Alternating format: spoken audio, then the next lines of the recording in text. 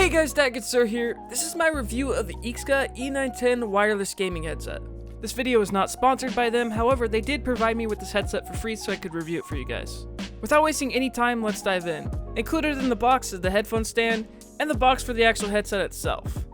It also comes with a nice PU leather pouch, which was a pleasant surprise. Also included with the headset is a user manual, a 3.5mm auxiliary cable, a USB Type A to C charging cable, and lastly, the 5.8 GHz wireless receiver, which has an advertised range of 49 feet. I tested this and it seems to be pretty accurate. Here's a quick look at the headset itself. On the bottom of the left ear cup, there's a volume wheel, a mute button, and a power button, which also doubles up as a toggle button to turn on and off the 7.1 surround sound. The padding on the ear cups are made of a thick and squishy foam and soft leather, which I found to work very well even when wearing glasses. The headband was also quite flexible. I didn't want to push my luck too far, but I did twist it a little and it held up to the stress nicely.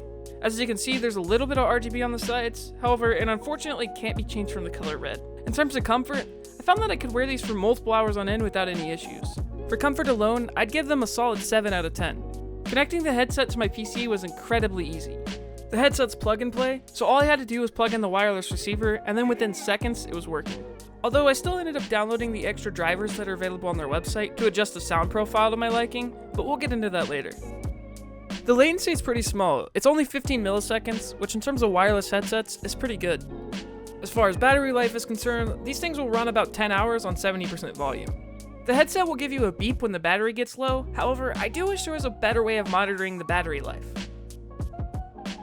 The sound quality is pretty decent, however it did take some tinkering on my part to get them to sound how I want them to. Out of the box they are very bass heavy, which some people like.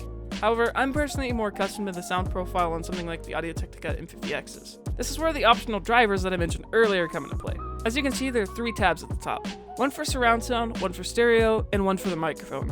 In the surround sound and the stereo tabs, you can select different equalizer options as well as make your own, which means you can customize how they sound. The customization here is alright, and I think a lot of people would be perfectly happy with this, but I wanted to push this headset as hard as possible to get the best sound out of them.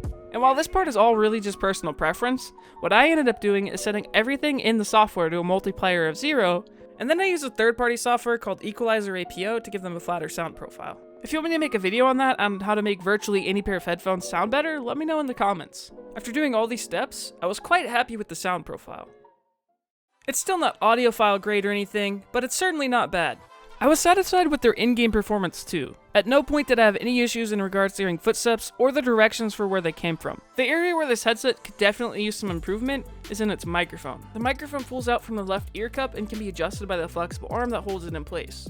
But one thing I noticed right away was the arm was rather short. In my opinion, it could definitely use a little more length. The sound quality of the microphone is clear and serviceable, but it still leaves a lot to be desired.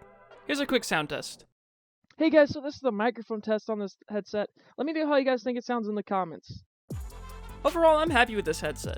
It's relatively comfortable, and while it did take some work on my part to get them to sound how I want them, the end result is more than I expected. Outside of the microphone, there's not a whole lot to complain about.